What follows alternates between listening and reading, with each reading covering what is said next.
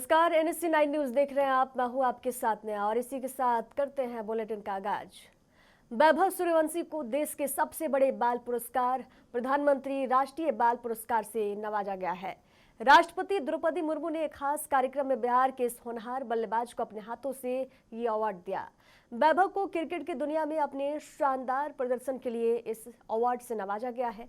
IPL में सबसे छोटे खिलाड़ी और सबसे तेज शतक लगाने वाले भारतीय बल्लेबाज बनने जैसी उपलब्धियों के लिए राष्ट्रपति मुर्मू ने वैभव को यह अवार्ड दिया है।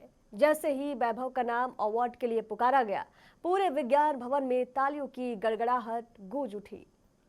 इधर मुंबई महानगर पालिका चुनाव से पहले उद्धव ठाकरे और राज ठाकरे के एक साथ आने के बाद से महाराष्ट्र की सियासत में उबाल आ गया है। एक ओर बाला साहब ठाकरे के समर्थकों में खुशी की लहर है, तो दूसरी ओर बीजेपी, अजीत पवार गुट और कांग्रेस समेत अन्य पार्टियां इस पर हमलावर हैं। इस गर्म में महाराष्ट्र के मुख्यमंत्री देवेंद्र फडणवीस ने उद्धव ठाकरे को नसीहत देते हुए एक बड़ा बयान दिया है। उन्होंने कहा कि उद्धव ठाकरे और उनकी पार्टी का असली चेहरा और चरित्र जनता के सामने आ चुका है। देवेंद्र फडणवीस ने आगे कहा कि उद्धव ठाकरे और उनकी सेना UBT का असली चेहरा और चरित्र इस बात से सामने आया कि उन्होंने सत्ता के लालच में किसे प्रदेश दे दिया था।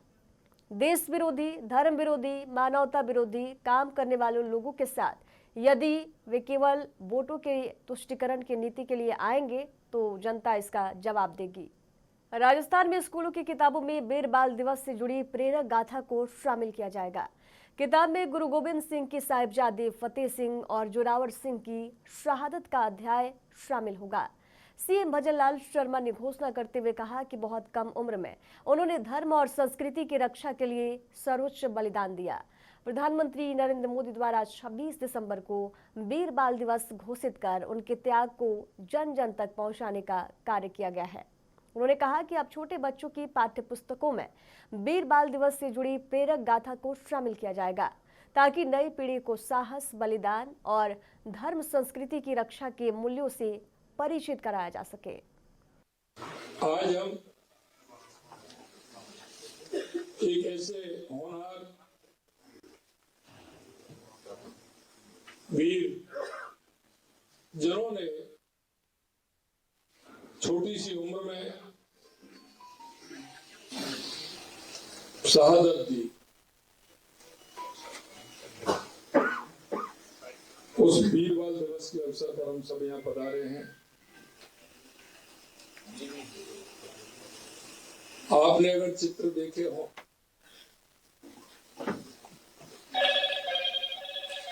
तो उनके मन और विश्वास, राष्ट्र के प्रति प्रेम और धर्म के प्रति उनकी आस्था, पीछे आ जाओ, पीछे फोन मत करो, वो हमें देखने को मिलती है। देश के यशस्वी प्रधानमंत्री नरेंद्र मोदी जी ने वीर बाल दिवस की घोषणा ऐसे ही नहीं की। उनका त्याग, उनकी तपस्या और उन्होंने जिस तरह से राष्ट्र को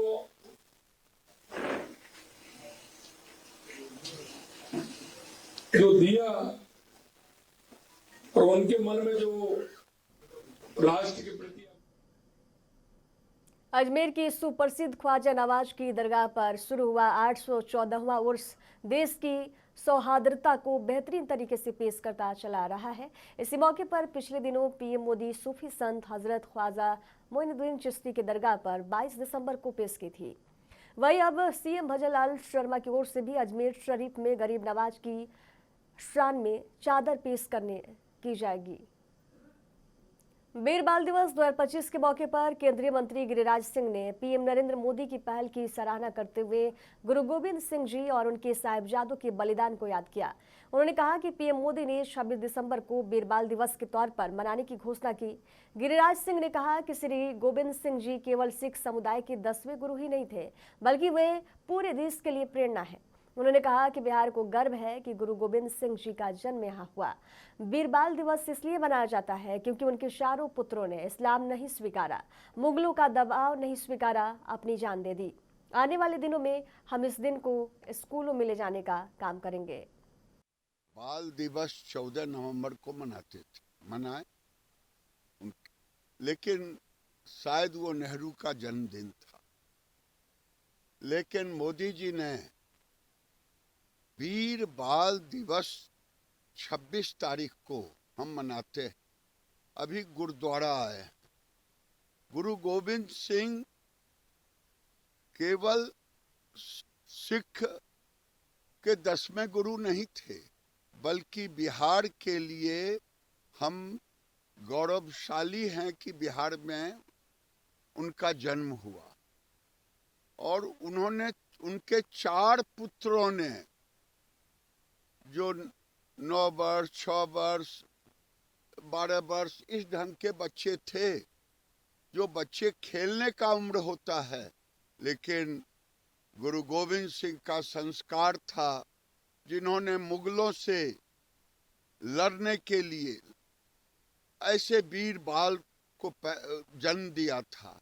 और वीर बाल दिवस इसलिए मनाते हैं, साहबजादे फतेह सिंह हों, जोरावर सिंह हों, उनके 4 पुत्रों ने इस्लाम नहीं स्वीकारा, मुगलों का दबाव नहीं स्वीकारा, अपनी जान दे दी, दीवाल में चुनवा दिए गए। लेकिन छोटे से बालक ने धर्म परिवर्तन नहीं किया। आज हम वीर बाल दिवस के रूप में मनाते हैं। आगे हम लोग इसे स्कूलों में ले जाने का काम करेंगे। गुरुद्वारे से निकाल करके अब स्कूलों में ले जा करके लोगों को साहिबजादों के इस जो उन्होंने एक शहादत दी, इस शहादत से हिंदू समाज अरावली में खनन के मुद्दे पर देश भर में चल रही बहस पर केंद्रीय संस्कृति और पर्यटन मंत्री गजेंद्र सिंह शेखावत ने बयान दिया है। केंद्रीय मंत्री बीकानेर दौरे पर पहुंचे थे। इस दौरान अरावली के मुद्दे पर पत्रकारों से उन्होंने बातचीत की। उन्होंने पूर्व मुख्यमंत्री अशोक गहलोत का नाम लिए बिना चुटकी लेते हुए कहा कि केंद्रीय पर्यावरण मंत्रालय के प्रेस नोट जारी होने के बाद इस नॉन इशू को इशू बनाने वाले विपक्ष के नेताओं के जिन की हवा निकल गई। साथ ही बिश्नोई समाज द्वारा खेजड़ी बचाने की मुहिम के संबंध में होने वाले महापड़ाव पर भी प्रतिक्रिया उन्होंने दी है। शेखावत ने कहा, ये वृक्ष हमारे लिए पूजनीय है, प्रदेश सरकार इसे लेकर गंभीर है। राजस्थान की जीवन रेखा मानी जाने वाली अरावली पर्वत को खनन माफियों से बचाने के लिए NSUI ने राजधानी जयपुर में बड़ा आंदोलन किया। जालूपुरा से कलेक्ट्रेट तक निकाले गए इस पैदल मार्च में कांग्रेस के राष्ट्रीय महासचिव सचिन पायलट और NSUI प्रदेश अध्यक्ष विनोद जाखड़ के साथ हजारों की संख्या में छात्र और कार्यकर्ता शामिल हुए। कलेक्ट्रेट पर कार्यकर्ताओं को संबोधित करते हुए सचिन पायलट ने राज्य सरकार की नीतियों पर कड़ा प्रहार किया। उन्होंने कहा कि हजारों साल पुरानी अरावली को बचाने के बजाय सरकार इसे खतरे की ओर धकेल रही है। पायलट ने सवाल उठाया कि आज भी अरावली में सैकड़ों जगह अवैध खनन जारी है। सरकार बताए ये खनन किसके दबाव से चल रहा है। पायलट ने कहा कि इतनी चतुराई से इस मामले को कोर्ट से मनवाया गया है कि हम बैन लगा देंगे। इसे करने से काम नहीं चलता, बल्कि अरावली का संरक्षण करना होगा। इसके लिए पेड़ लगाने होंगे और अवैध खनन रोकना होगा।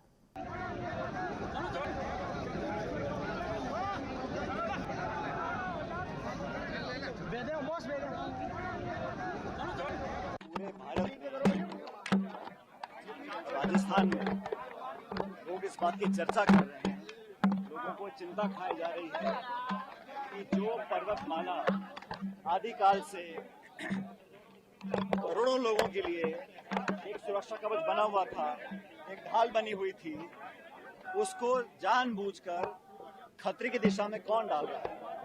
और कोर्ट का जो हाल ही में वक्तव्य आया है, उसमें सरकार की बात को माना गया कि पर्वत की जो ऊंचाई है वो 100 मीटर मान ली जाए।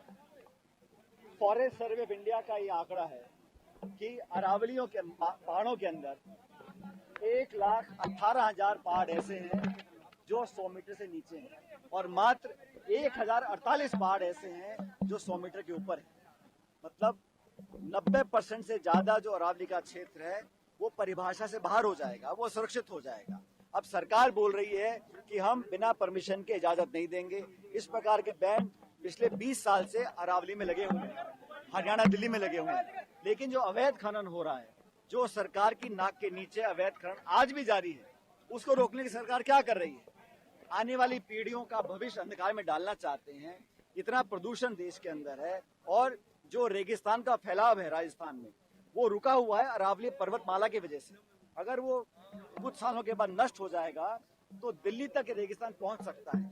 चाहे वायु प्रदूषण हो, ग्राउंड वाटर हो, इकोलॉजी हो, बायोडाइवर्सिटी हो, हवा का प्रदूषण हो, उस सब में ये एक सुरक्षा कवच ढाल हमारे लिए है।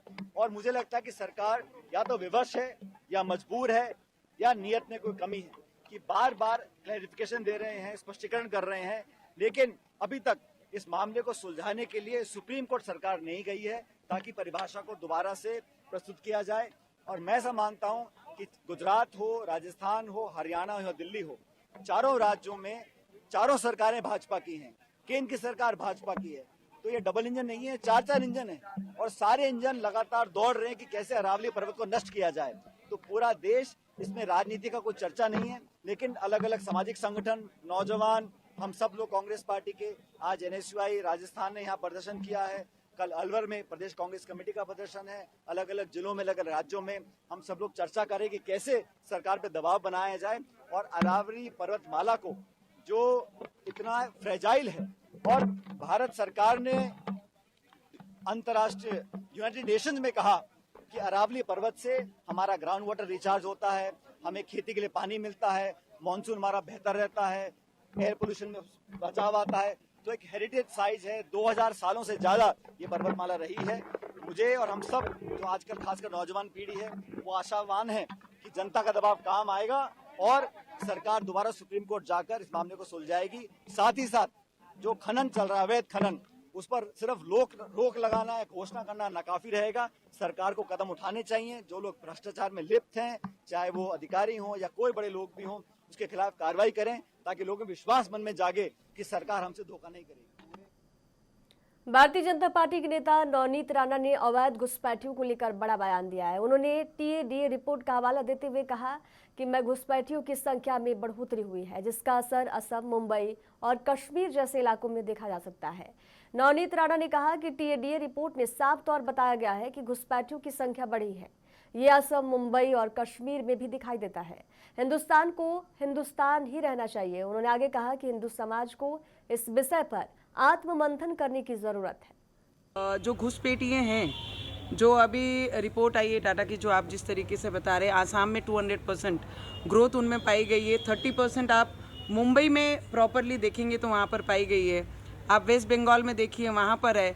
कश्मीर में देखिए कितने परसेंटेज उनका बढ़ा हुआ है। तो मुझे लगता है कि सभी ने, जो ये डिस्कशन कल से हो रहा है और जो टाटा की भी रिपोर्ट्स आई हैं, एक बार सभी हिंदू भाई बहनों ने उसके ऊपर ध्यान ज़रूर देना चाहिए कि अगर कश्मीर में परसेंटेज ऊपर से लेके एकदम नीचे ड्रॉप होता है सिंगल नंबर पे, और बांग्लादेश में जिस तरीके से माइनॉरिटी होते हैं हम, और आसाम में 200% वो बढ़ते हैं, तो ये सब चीज़ पे हिंदू।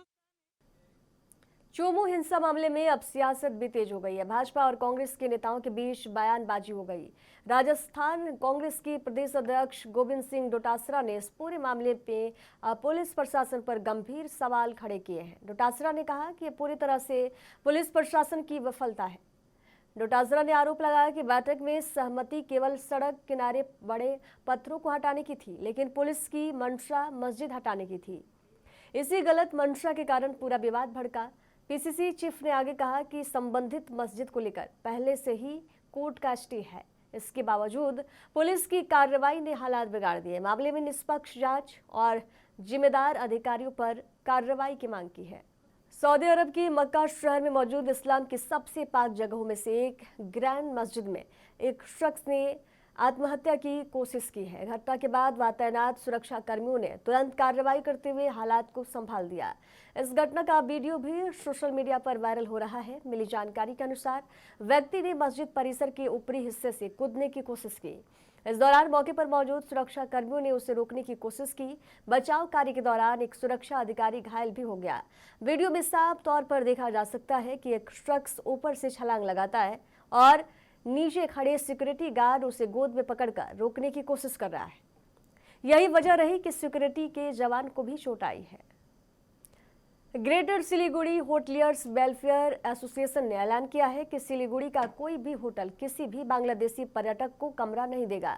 यहां तक कि मेडिकल वीजा पर आने वाले को भी ठहरने की सुविधा नहीं मिलेगी। एसोसिएशन के संयुक्त सचिव उज्जवल घोष ने कहा कि पिछले साल से बांग्लादेश में उत्पन्न स्थिति को देखते हुए यह निर्णय लिया गया है।